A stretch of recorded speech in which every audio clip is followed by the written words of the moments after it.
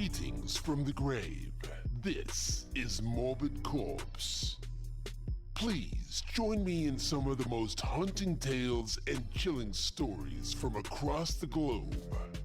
The following story may contain morbid depictions of violence and explicit language.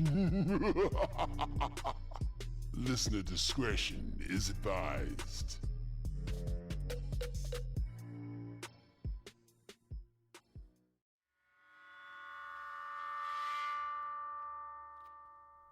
If you hear a child crying alone at night, run. By I Am Howard Moxley.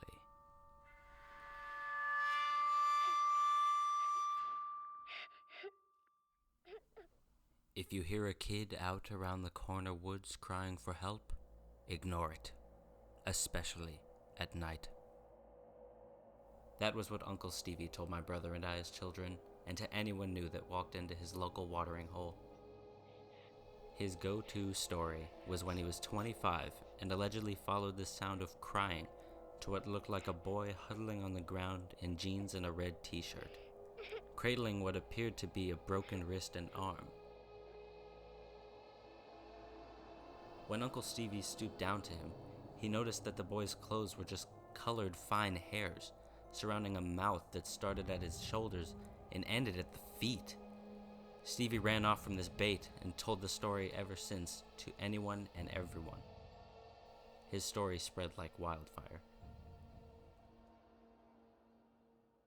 I never believed in a thing that mimics a herd boy to eat people, and I thought the entire thing was made up by my uncle to get a little fame around town.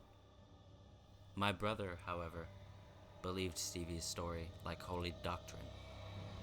To settle it, we went out to the woods many times to find this boy, despite our uncle warning us not to. We always found nothing, and argued that the sound of us arguing was chasing it away. So we parted ways to explore our own section of the woods, and agreed to return home by 5.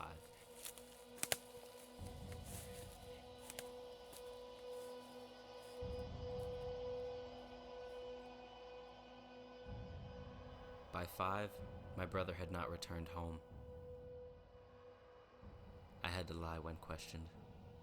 Nobody could know we were even close to the corner woods, and I feared punishment more than I feared my pig-headed brother's well-being. I also figured that the woods we were in was a patch of man-made forest, less than an acre big between a few large apartment buildings and a supermarket.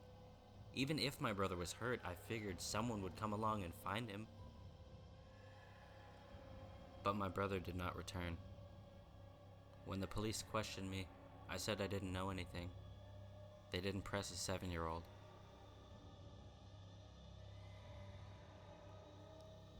They found my brother the next morning. He had fallen in a gap in the earth and wedged himself in, leaving only his head and a bit of hand exposed. He broke his arm in the process, leaving him defenseless against the crows that had picked most of his skull clean. I learned later that at least 20 people had heard a boy crying for help that night. One even remembered my brother saying his arm was broken. All of them said they avoided the cries because of my Uncle Stevie's story.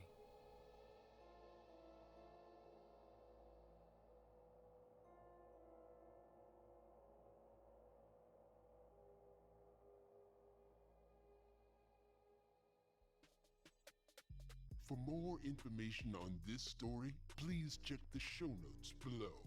I truly hope you've enjoyed this experience, and if you did, please leave a like on this video and subscribe for future horrors. Until next time.